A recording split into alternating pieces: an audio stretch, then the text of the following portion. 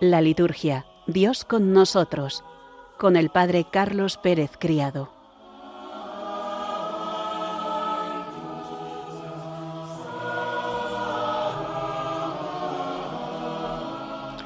Buenas tardes, queridos oyentes de Radio María, y bienvenidos un lunes más a nuestro programa La Liturgia, Dios con nosotros. Estamos ya en este caluroso verano. Muchos estaréis en lugares de vacaciones, de descanso, en la sierra, en la playa, o también en Madrid y en vuestras ciudades. Aún así permanecemos unidos mediante estas ondas de la radio de la Virgen María para que juntos podamos seguir profundizando en el gran misterio del Dios hecho carne que se sigue dando a nosotros por medio de la liturgia y la celebración de los distintos sacramentos. Como siempre, vamos a comenzar poniéndonos en la presencia de Dios para comenzar de qué mejor modo orando.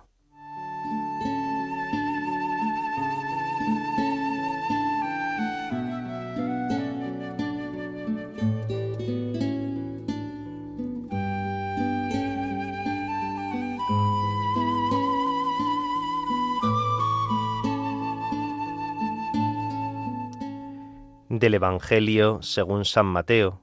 En aquel tiempo dijo Jesús a la gente: el reino de los cielos se parece a un tesoro escondido en el campo. El que lo encuentra lo vuelve a esconder y lleno de alegría va a vender todo lo que tiene y compra el campo. El reino de los cielos se parece también a un comerciante de perlas finas, que al encontrar una de gran valor se va a vender todo lo que tiene y la compra. El reino de los cielos se parece también a la red que echan en el mar y recoge toda clase de peces. Cuando está llena, la arrastran a la orilla, se sientan y reúnen a los buenos en cestos y los malos los tiran. Lo mismo sucederá al final de los tiempos. Saldrán los ángeles, separarán a los malos de los buenos y los echarán al horno de fuego. Allí será el llanto y el rechinar de dientes. ¿Habéis entendido todo esto? Ellos le responden sí. Él les dijo: pues bien, un escriba que se ha hecho discípulo del reino de los cielos es como un padre de familia que va sacando su tesoro, lo nuevo y lo antiguo.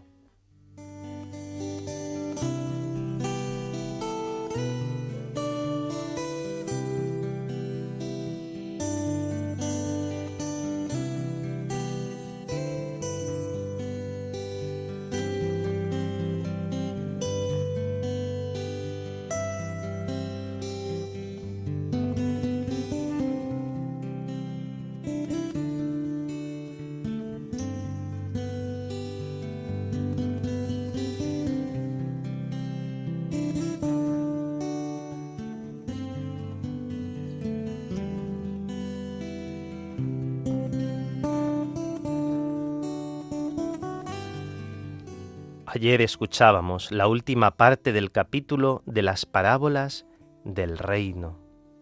Hay otras parábolas gemelas, la del tesoro escondido y la del agricultor que encuentra en el campo y la de la perla fina de mucho precio por la que el comerciante vende todo lo que tiene. En la sinopsis, el reino de Dios se identifica con la persona de Cristo. Él es el tesoro escondido y la perla de gran valor. El tesoro escondido es también la sabiduría de Dios. Es para los hombres un tesoro inagotable. Quien sabe usar de ella logra la amistad de Dios. En el mismo escrito se lee: ninguna piedra preciosa me pareció igual a ella, pues frente a ella todo el oro es como un puñado de arena y la plata vale tanto como el barro. La amé más que a la salud y la belleza, la preferí a la luz del día, porque su brillo no se apaga. La sabiduría es Cristo, en el don de su Espíritu Santo, pues en él están encerradas todas las riquezas de la sabiduría y del conocimiento. En ese gran tesoro hay que poner el corazón. Tanto el campo como el comerciante se arriesgan a perderlo todo, porque lo han encontrado en él. San Pablo manifestará aún más: a nada concedo valor cuando lo comparo con el bien supremo de conocer a Cristo Jesús, mi Señor. Por causa de Cristo lo he perdido todo, y todo lo considero basura a cambio de ganarlo a Él. Las tres parábolas ciertamente manifiestan una gran belleza teológica y espiritual. son dignas de una predicación adecuada, ya que el encuentro con Cristo es el don más grande que la persona puede recibir, es encontrar la vida y la alegría más grandes. La fe es el don y la riqueza más grandes. La Iglesia es la gran red que el divino pescador ha echado en el mar del mundo, que lo recoge todo, lo bueno y lo malo, y lo arrastra hacia la orilla del reino de Dios. La imagen tan familiar para los discípulos y para el mismo Jesús de los pescadores que han llegado a la playa del mar de Galilea separan el pescado bueno del malo. Sirve al Maestro, como en la parábola del trigo y la cizaña, para anunciar el juicio definitivo.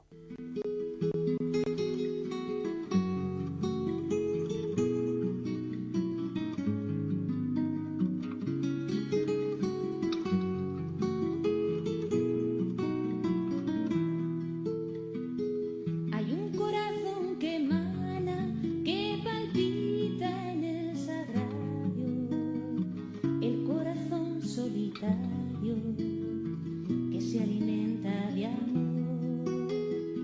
Es un corazón paciente, es un corazón amigo, el que habita en el olvido, el corazón de tu Dios. Es un corazón que ama, un corazón que perdona, que te conoce y que toma de tu vida lo peor, que comenzó esta tarea una tarde en el Calvario. El próximo sábado, día 29 de julio, celebraremos la memoria obligatoria de los santos Marta, María y Lázaro. Por decreto del Papa Francisco, hasta hace poco el título de esta memoria obligatoria, la de Santa Marta, pasa a llamarse de los santos Marta, María y Lázaro. Así están inscritos en el martirologio romano, y es tradición, entre otras la de la orden cisterciense, de celebrar conjuntamente a los tres hermanos bajo el precioso título de los hospederos del Señor. En el decreto se lee: en la casa de Betania el Señor Jesús experimentó el espíritu familiar y la amistad de Marta, María y Lázaro, y por eso el Evangelio de Juan afirma que los amaba. Marta le ofreció generosamente hospitalidad, María escuchó atentamente sus palabras, y Lázaro salió rápidamente del sepulcro por mandato de aquel que ha humillado a la muerte. La eucología de esta misa y de los textos litúrgicos propios son nuevos. A pesar de la incertidumbre de la tradición occidental, la figura contemplativa de María, hermana de Marta y Lázaro, no se identifica con Santa María Magdalena, cuya memoria ya celebrábamos el pasado 22 de julio. Estos textos son propios y son muy bellos, expresan este amor contemplativo de esta familia que cuidó a nuestro Señor Jesucristo. El que a Pedro perdonaba después de su negación, es el corazón en lucha del huerto. El 30 de julio podremos celebrar la memoria libre de San Pedro Crisólogo, obispo y doctor de la Iglesia, obispo de Rávena, que habiendo recibido el nombre del santo apóstol, desempeñó su ministerio tan perfectamente que consiguió captar a multitudes en la red de su celestial doctrina y las sació con la dulzura de su palabra. Su tránsito tuvo lugar el día 31 de este mes de julio en Imola, en la región actualmente italiana de la Emilia-Romagna, en el año 450.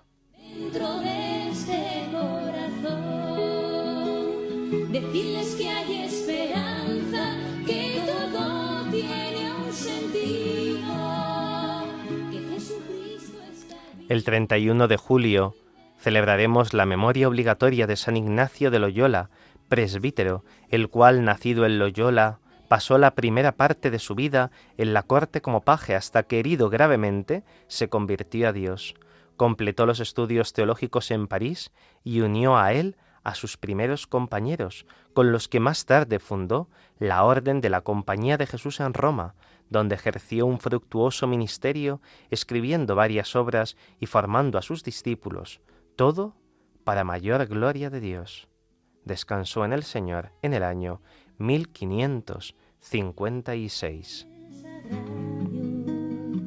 El corazón solitario que se alimenta de amor es un corazón paciente, es un corazón amigo. Y comenzaremos el mes de agosto con la memoria obligatoria de San Alfonso María de Ligorio, obispo y doctor de la Iglesia, que refulgió por su celo por las almas y por sus escritos, su palabra y su ejemplo.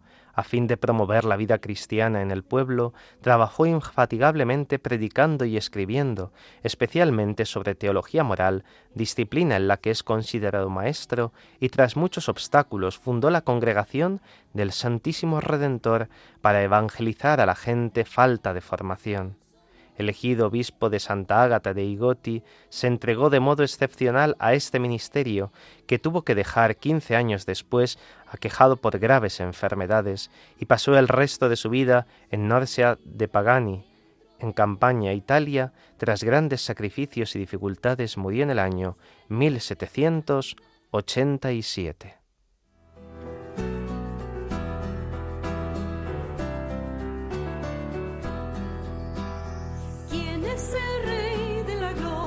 Es el Señor, héroe valeroso.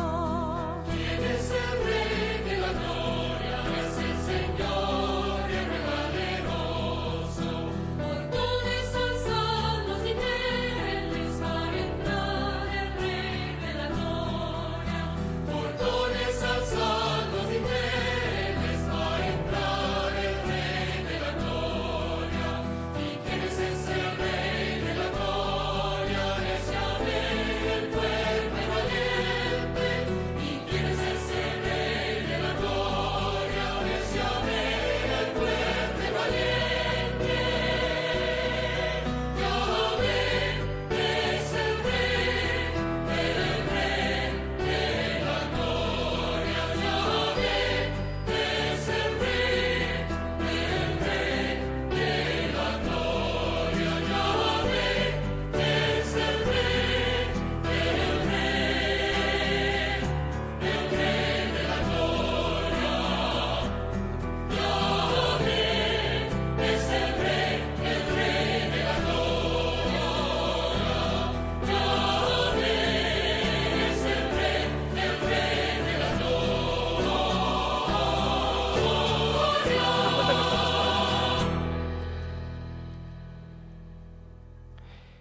Proseguimos con este otro bloque de la ordenación general de la liturgia de las horas. Nos habíamos quedado en el número 152, que dice así: desde el lunes después del domingo del bautismo del Señor hasta la Cuaresma, y desde el lunes después de Pentecostés hasta el Adviento, discurre una serie continua de 34 semanas que constituyen el tiempo ordinario.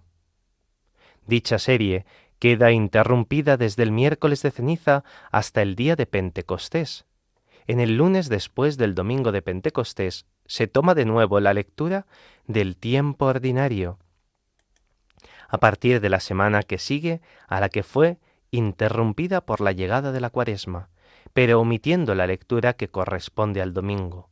En los años, que tienen sólo 33 semanas del tiempo ordinario, se omite la semana que cae inmediatamente después de Pentecostés, de modo que siempre sean leídas las lecturas de las últimas semanas, que son de índole escatológica. Los libros del Antiguo Testamento se distribuyen según la historia de la salvación. Dios se revela a sí mismo en el decurso de la vida del pueblo, que es guiado e iluminado paulatinamente. Por ello los profetas son leídos entre los libros históricos, teniendo en cuenta el tiempo en que vivieron y enseñaron. Así, el primer año, la serie de lecturas del Antiguo Testamento presenta juntamente los libros históricos y los oráculos de los profetas, desde el libro de Josué hasta el tiempo del exilio inclusive. El segundo año, después de las lecturas del Génesis, que se han de leer antes de Cuaresma, se continúa la narración de la historia de la salvación desde el exilio hasta los tiempos de los Macabeos. En ese mismo año se incluyen además los profetas más recientes, los libros sapienciales y las narraciones de los libros de Esther, Tobit y Judith. las cartas de los apóstoles, que no se lean en periodos especiales, van distribuidas teniendo en cuenta ya las lecturas de la misa, ya el orden cronológico en que éstas fueron escritas.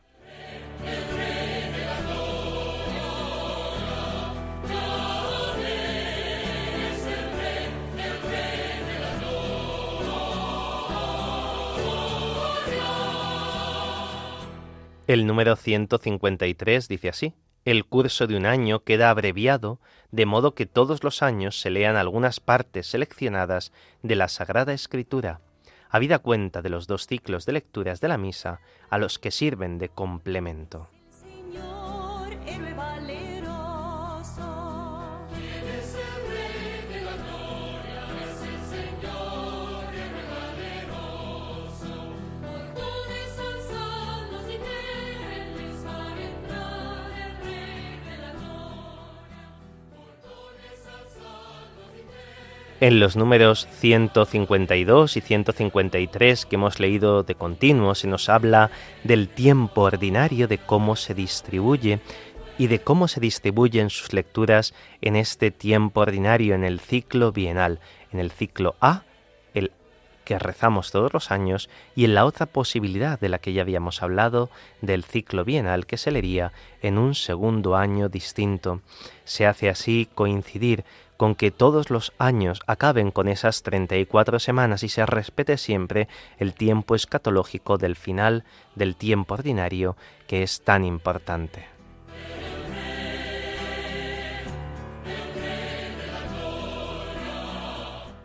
El número 154 dice así: a las solemnidades y a las fiestas se les asigna lectura propia, en caso contrario se tomará del común de los santos.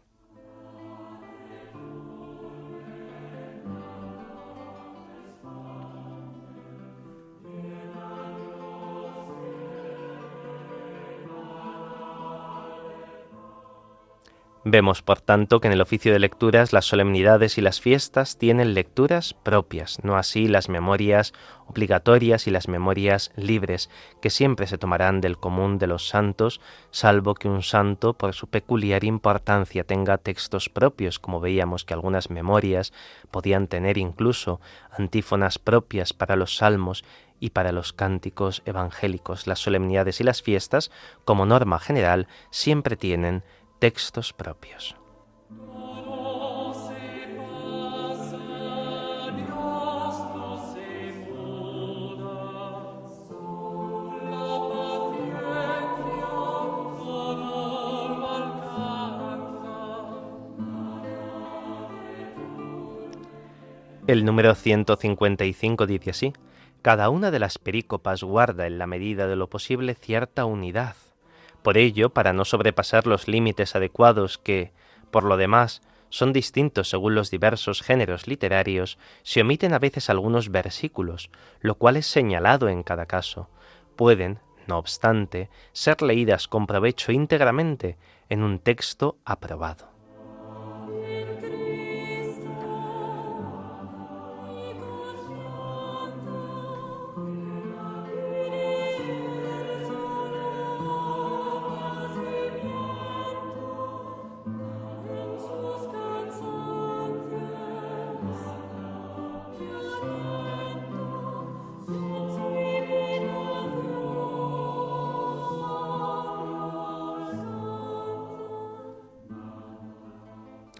Se nos dice que se han intentado guardar las extensiones de los fragmentos que se proponen de las perícopas para el oficio de lecturas, que hay que tener cuidado con los géneros literarios, pues algunas exigen que el texto sea más largo para su mejor comprensión, otras con un fragmento más breve sería suficiente, y en algunos casos se indica que se han omitido algunos versículos por distintas circunstancias. Siempre antes de comenzar la lectura podemos ver de qué libro procede, qué capítulo, qué versículos y cuáles se han omitido, y se nos dice que siempre y cuando se cojan de un libro apropiado, de una Biblia apropiada, se podría leer íntegramente todo el texto del capítulo correspondiente sin omitir así esos versículos.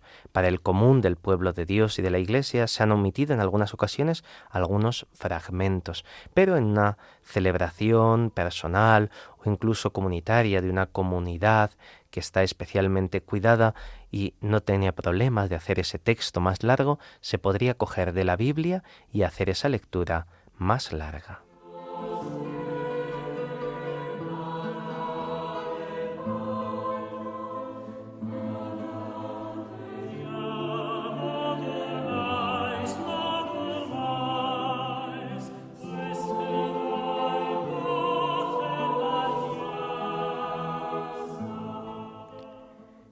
El número 156 dice así: las lecturas breves o capítulos, cuya importancia en la liturgia de las horas se señaló en el número 45, fueron seleccionadas de forma que expresen sucinta y distintamente una sentencia o exhortación.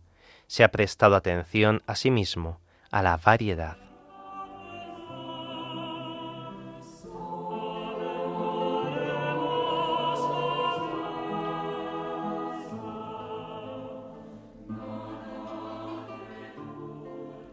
Encontramos estas lecturas breves o capítulos en laudes y en vísperas, pero también de una forma aún más reducida en las horas intermedias. Son pequeños pensamientos de la palabra de Dios que nos ayudan a, mediante una sentencia o exhortación, poner nuestra mirada siempre en Cristo, una pequeña escucha de la palabra de Dios. En el número siguiente, 157, veremos cómo se han distribuido estas lecturas a lo largo del Salterio y de los distintos tiempos litúrgicos.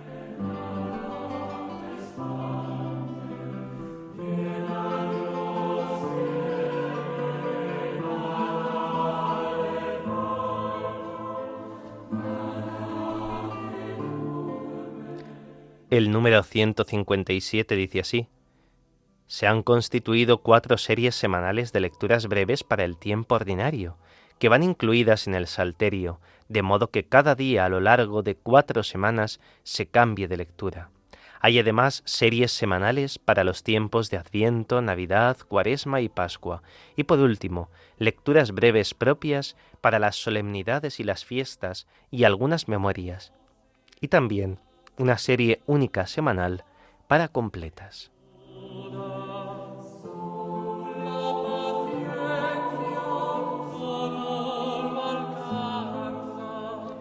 Vemos como para completas hay únicamente una serie semanal, mientras que para el resto de tiempos litúrgicos hay distintas series semanales para evitar esa repetición, que haya más variación y el alimento de la palabra de Dios se sirva más repartido a los fieles. En el tiempo ordinario, puesto que son 4 las semanas en las que se distribuye el Salterio, se han hecho series de 4 semanas, para que así esa variación y a la vez esa repetición cada 4 semanas ayude al conocimiento de textos de memoria que puedan servir para que vayan fraguando en el corazón de los fieles.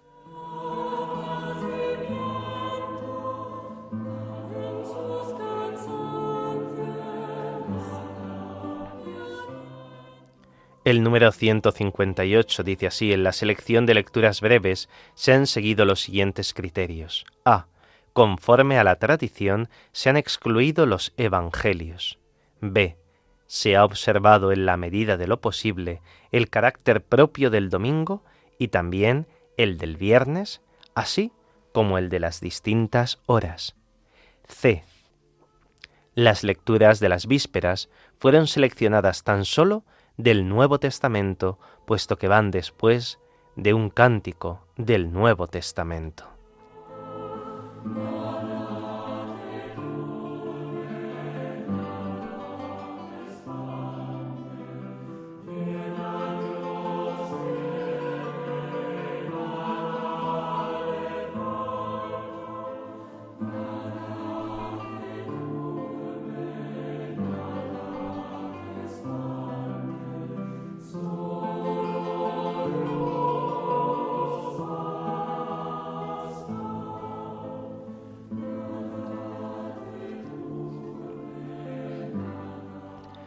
Vemos aquí cuáles son los criterios para la elección de estas lecturas breves en la liturgia de las horas.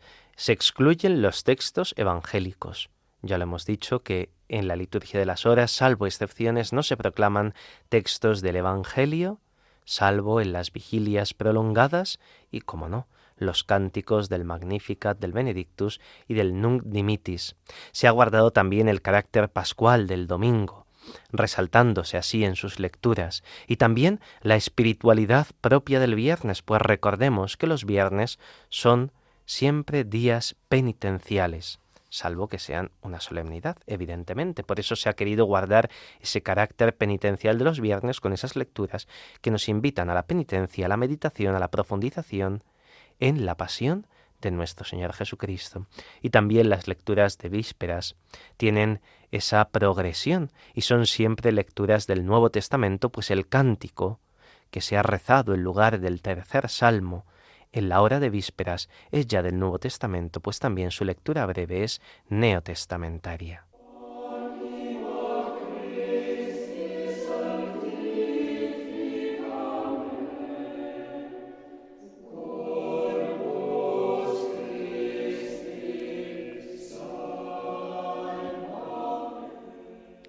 Otro apartado importante es el de la lectura de los padres de la Iglesia y de escritores eclesiásticos importantes.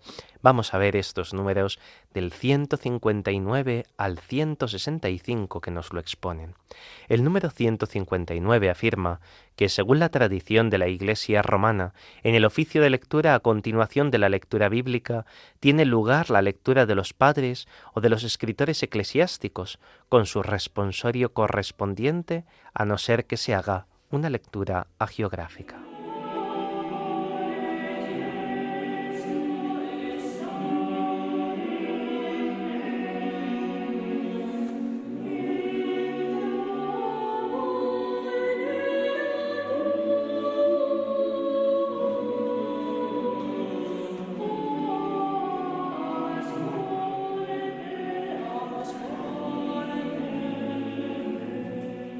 El número 160 dice así: en esta lectura se proponen diversos textos tomados de los escritos de los santos padres, de los doctores y de otros escritores eclesiásticos, pertenecientes ya a la Iglesia oriental, ya a la occidental, cuidando, no obstante, de conceder un lugar preferente a los santos padres que gozan en la Iglesia de una autoridad especial.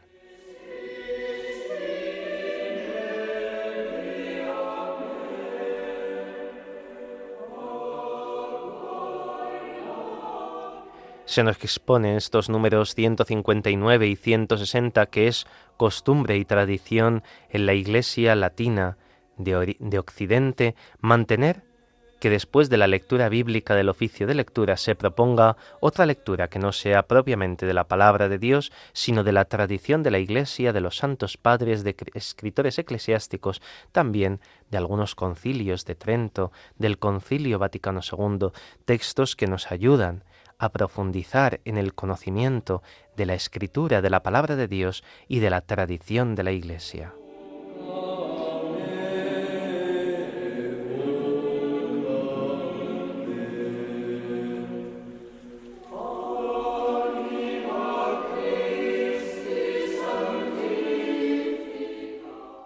El número 161 dice así: además de las lecturas asignadas para cada día en el libro de la liturgia de las horas, hay un leccionario libre que contiene una mayor abundancia de lecturas para que sea más accesible a los que rezan el oficio divino el tesoro de la tradición de la Iglesia. Se concede a todos la facultad de tomar la segunda lectura o del libro de la liturgia de las horas o del leccionario libre.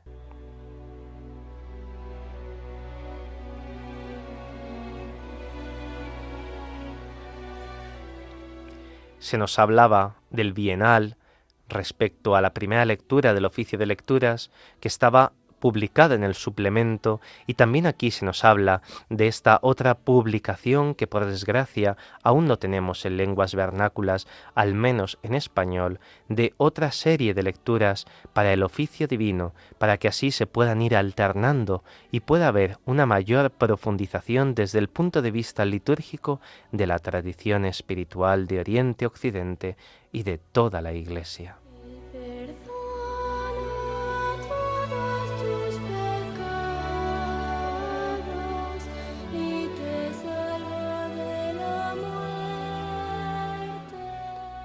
El número 162 dice así: además, las conferencias episcopales pueden proponer otros textos acordes con las tradiciones y la mentalidad de su demarcación, los cuales han de incluirse a modo de suplemento en el leccionario libre. Dichos textos estarán tomados de las obras de escritores católicos insignes por su doctrina y santidad de vida.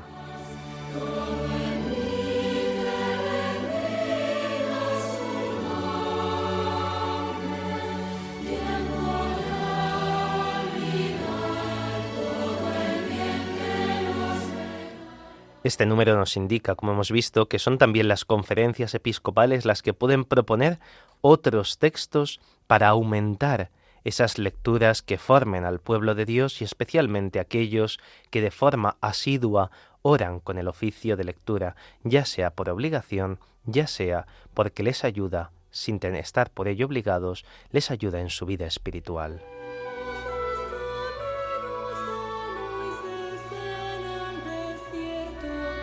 Sus hazañas a los hijos de Israel.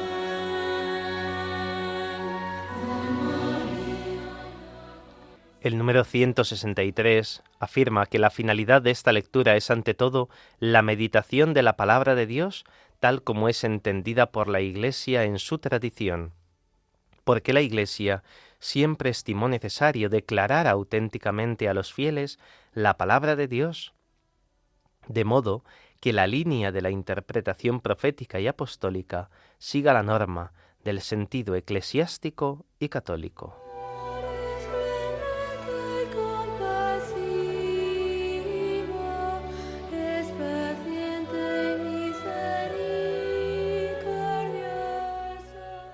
El número 164 indica que mediante el trato asiduo con los documentos que presenta la tradición universal de la Iglesia, los lectores son llevados a una meditación más plena de la Sagrada Escritura y a un amor suave y vivo de la misma, porque los escritos de los santos padres son testigos preclaros de aquella meditación de la palabra de Dios prolongada a lo largo de los siglos, mediante la cual la esposa del Verbo encarnado, es decir, la Iglesia, que tiene consigo el pensamiento y el espíritu de su Dios y esposo, se afana por conseguir una inteligencia cada vez más profunda de las Sagradas Escrituras.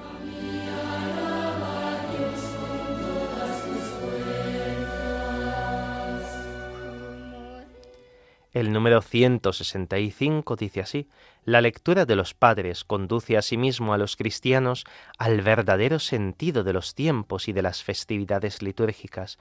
Además, les hace accesibles las inestimables riquezas espirituales que constituyen el egregio patrimonio de la Iglesia y que a la vez son el fundamento de la vida espiritual y el alimento ubérrimo de la piedad.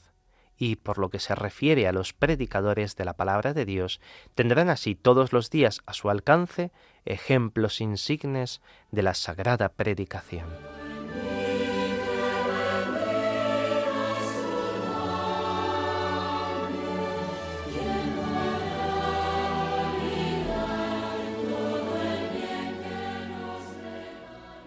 Pues en estos números se nos ha explicado la importancia de la segunda lectura del oficio de lecturas, que nos hace profundizar en la tradición de la Iglesia, cómo la Iglesia ha entendido la palabra de Dios y la Escritura.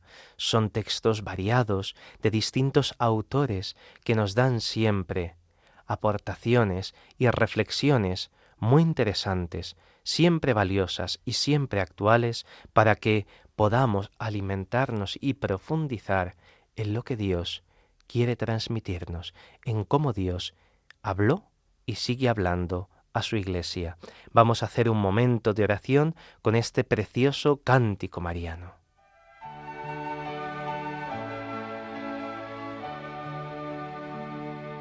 Cuántas veces siendo niño te recé,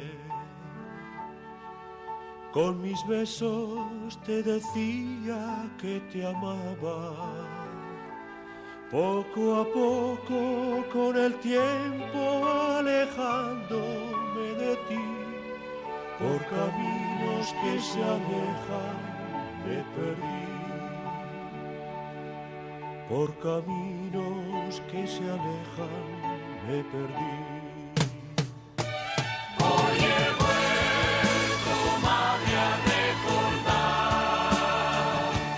cuántas cosas dije ante tu altar, y al rezarte puedo comprender que una madre no se cansa de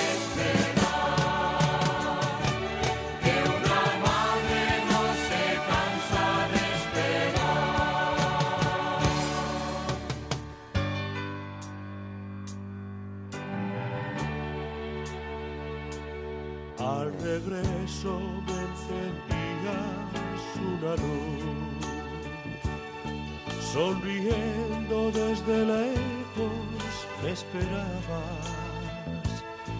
En la mesa la comida aún caliente y el mantel, y tu abrazo en mi alegría de volver. Y tu abrazo en mi alegría de volver. Hoy he vuelto, madre, a recordar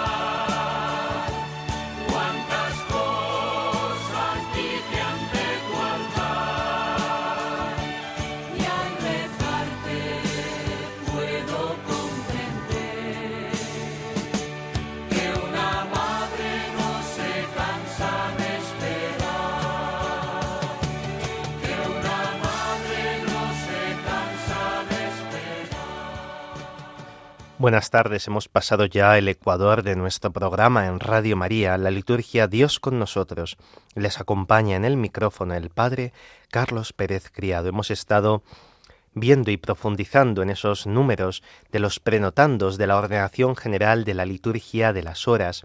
Vamos ahora a adentrarnos en este otro apartado sobre algunos aspectos de la celebración eucarística y de otros sacramentos y sacramentales. Quería que hoy profundizáramos un poco más en el Salmo responsorial. Este tiene una larga historia que no siempre ha sido suficientemente expresiva. Es posible que el Salmo sea la lectura más antigua de las celebraciones cristianas. Aún no se habían escrito los libros, fijaos, del Nuevo Testamento, y en las asambleas apostólicas ya se proclamaban los salmos, y los testigos de Jesús los explicaban como referidos a Cristo, tal como él mismo había insinuado en su predicación. En las antiguas comunidades se proclamaba como una lectura que invitaba a la oración interior, y con frecuencia los padres, como maestros de oración, centraban en el salmo proclamado toda su homilía. Con la riqueza de la música gregoriana medieval, las melodías a veces acortaron el texto, y el arte se sobrepuso al contenido orante del salmo. Cuando nacen las ricas melodías de los graduales, desaparecen los comentarios homiléticos de los padres sobre los salmos. El misal de Pablo VI, nuestro misal actual, ha querido devolver al salmo su función primordial de una respuesta orante, y la tercera edición típica, en varios incisos, ha insistido más explícitamente en ello. Pero este matiz no acaba de ser ni captado ni recibido, por desgracia, en la práctica. El Salmo responsorial ha sido restaurado y ahora, después de la primera lectura, se proclama, o incluso el salmista canta con un recitado simple el Salmo al que la asamblea puede responder con una antífona. Incluso en las grandes iglesias se han abandonado ventajosamente las preciosas y ricas melodías del Graduale Romanum, a pesar de que continúan siendo lícitas, para incorporar el texto del Salmo de una forma más meditativa. Pero esta incorporación del texto orante muchas veces se ha limitado a la materialidad de la Reforma. La ordenación general del misal romano en el número 61 y en los prenotandos del leccionario en los números 20 y 22 brindan varias maneras de proceder a fin de que el salmo alcance su finalidad orante, según las posibilidades de cada una de estas asambleas. Ya hemos visto en otras ocasiones cómo hacer para que el salmo ayude más a ser un texto meditativo. Hay una forma que hemos ido explicando ya en programas anteriores. Cuidemos de que el salmo sea un momento de meditación y contemplación de la palabra de Dios y que incluso no tengamos miedos aquellos que predicamos a predicar.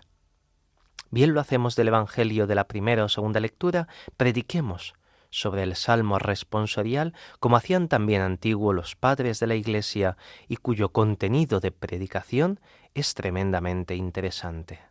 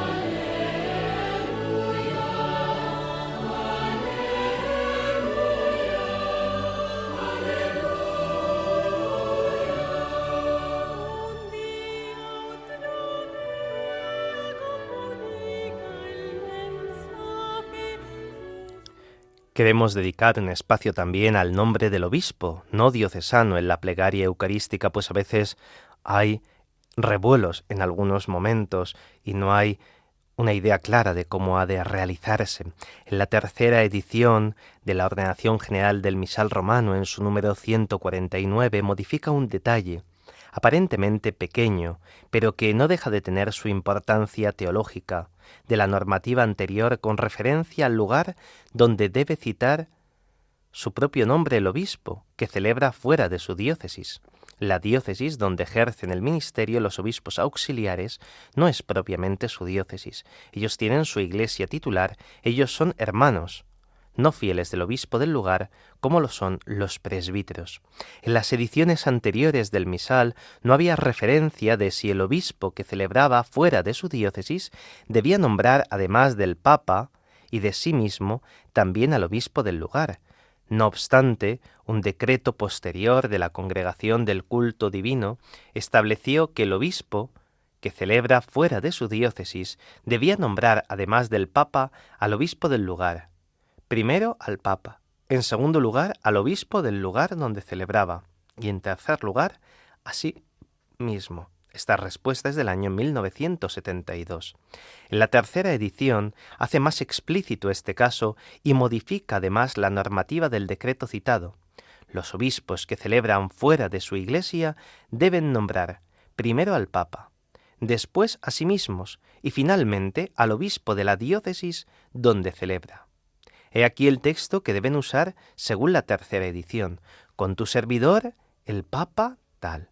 Conmigo, indigno siervo tuyo. Con mi hermano, tal obispo de esta iglesia de tal lugar. Y con todos los demás obispos. En las respectivas plegarias se debe adaptar este mismo orden. Esta modificación, sobre todo si se pronuncia fielmente y se explica debidamente a los fieles, tiene importancia en una doble vertiente, ya que en primer lugar sitúa la ordenación episcopal, verdadero sacramento divino, por encima del nombramiento al servicio de una iglesia concreta, y La expresión de mi hermano obispo de esta iglesia de tal, oída con frecuencia por los fieles, y precisamente la oración culminante de su vida cristiana puede crear en ellos la vivencia de la colegialidad de sus pastores. El obispo, por su ordenación sacramental, es obispo, por lo menos mientras viva en la iglesia peregrina, sea obispo diocesano, auxiliar, emérito, tenga una misión más amplia que una diócesis, los nuncios, por ejemplo, o los obispos que en Roma ayudan al ministerio petrino. En cambio, el que es obispo de una iglesia concreta lo es por designación del Papa o de un sínodo en las iglesias orientales. Los obispos suceden a los apóstoles y éstos no tuvieron aún, excepto Pedro, una iglesia propia.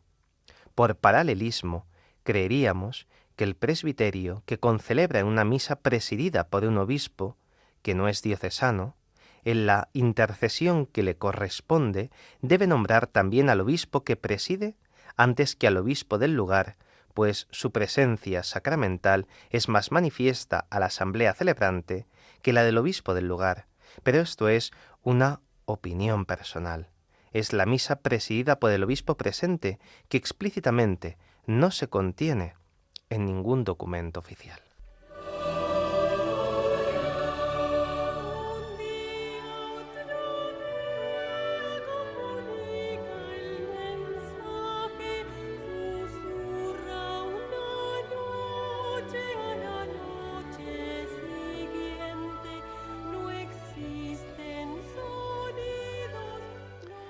Un detalle que no es pequeño.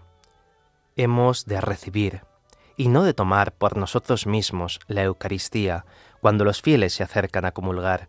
La tercera edición de la Ordenación General del Misal Romano, en su número 160, añade un fragmento en el que se afirma: se recuerda que los fieles no pueden tomar por sí mismos la Eucaristía, ni la del cuerpo ni la de la sangre del Señor de sobre el altar.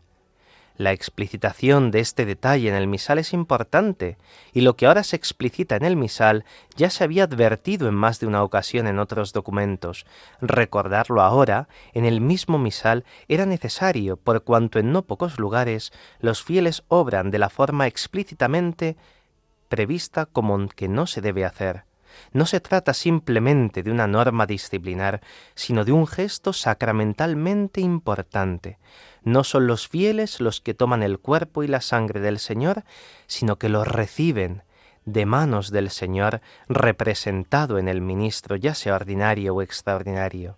Además, el contexto mismo de la celebración festiva propio de la Eucaristía queda más manifiesto si los participantes reciben el sacramento que no si ellos mismos se lo toman, casi a la manera de un autoservicio utilitario.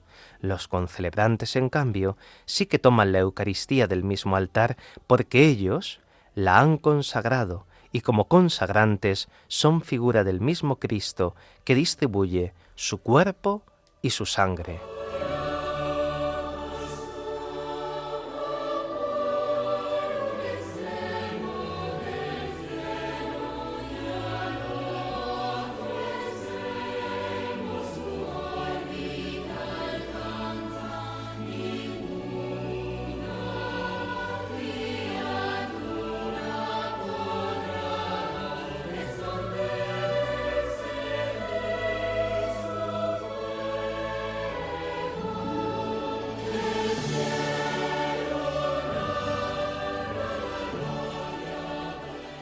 Vamos a hacer un repaso de las principales celebraciones litúrgicas de la próxima semana. El próximo 4 de agosto celebraremos la memoria obligatoria de San Juan María Vianney, presbítero, que durante más de 40 años se entregó de una manera admirable al servicio de la parroquia que le fue encomendada en la aldea de Ars, en Francia, con asidua predicación, oración y ejemplos de penitencia. Diariamente catequizaba a niños y adultos, reconciliaba a los arrepentidos y con su ardiente caridad, alimentada en la fuente de la Santa Eucaristía, brilló de tal modo que difundió sus consejos a lo largo y ancho de toda Europa y con su sabiduría llevó a Dios a muchísimas almas. Murió en el año 1859.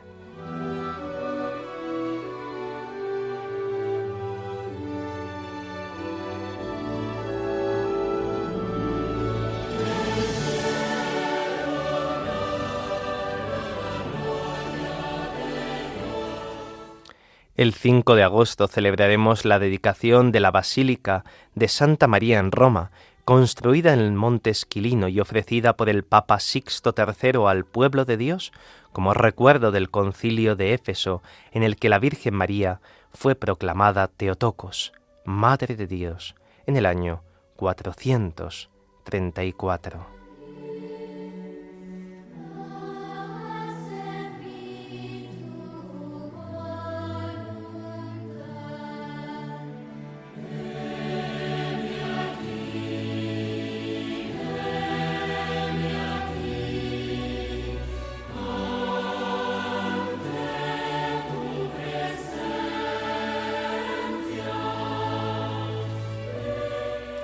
El 6 de agosto celebraremos la fiesta de la Transfiguración del Señor, en la que Jesucristo, el unigénito, el amado del Eterno Padre, manifestó su gloria ante los santos apóstoles Pedro, Santiago y Juan con el testimonio de la ley y los profetas, para mostrar nuestra admirable transformación por la gracia, en la humildad de nuestra naturaleza asumida por Él, dando a conocer la imagen de Dios conforme a la cual fue creado el hombre y que corrompida en Adán fue renovada en Cristo. Recordemos que la transfiguración del Señor la celebramos todos los años el 6 de agosto y también se proclama su Evangelio el segundo domingo del tiempo de la Santa Cuaresma.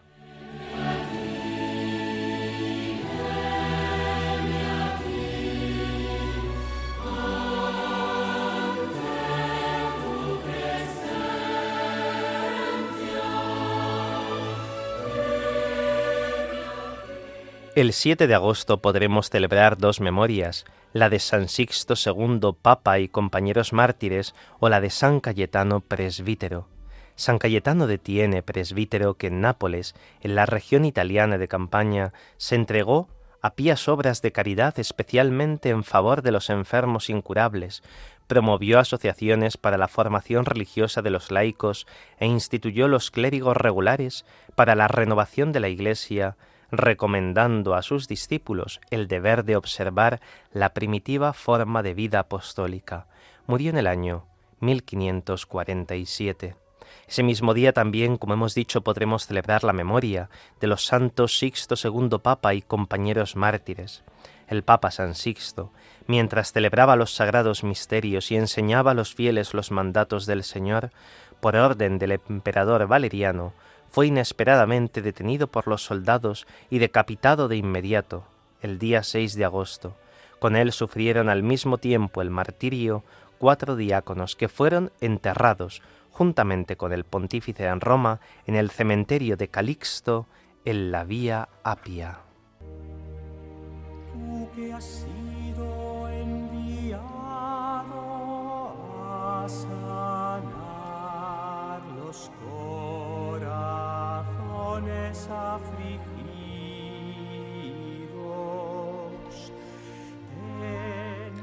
El 8 de agosto celebraremos la memoria obligatoria de Santo Domingo de Guzmán, presbítero, que siendo canónigo de Osma se hizo humilde ministro de la predicación en los países agitados por la herejía albigense y vivió en voluntaria pobreza, hablando siempre con Dios o acerca de Dios. Deseoso de una nueva forma de propagar la fe, fundó la orden de predicadores para renovar en la Iglesia la manera apostólica de vida y mandó a sus hermanos que se entregaran al servicio del prójimo con la oración, el estudio y el ministerio de la palabra. Su muerte tuvo lugar en Bolonia, Italia, el día 6 de agosto del año 1221. Vamos a terminar el programa encomendándonos, cómo no, a la Virgen María, a nuestra Madre del Cielo.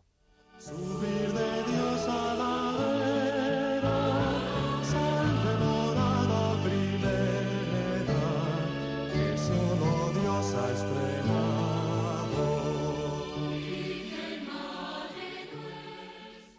Esta tarde les ha acompañado en el micrófono el Padre Carlos Pérez Criado. A continuación dará comienzo otro programa en Radio María. Les invitamos a que no cambien de sintonía y disfruten de él. Podéis escribirnos para cualquier duda o comentario al email del programa la liturgia Dios con nosotros @radiomaria.es.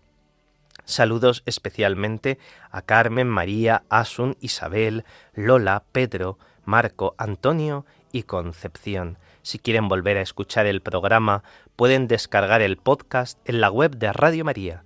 También pueden solicitar el programa en CD llamando al 91 822 8010 o escribiendo a través del formulario de la web de Radio María. Queridos oyentes, muchas gracias por vuestra fidelidad. Feliz verano y aquí nos seguimos encontrando.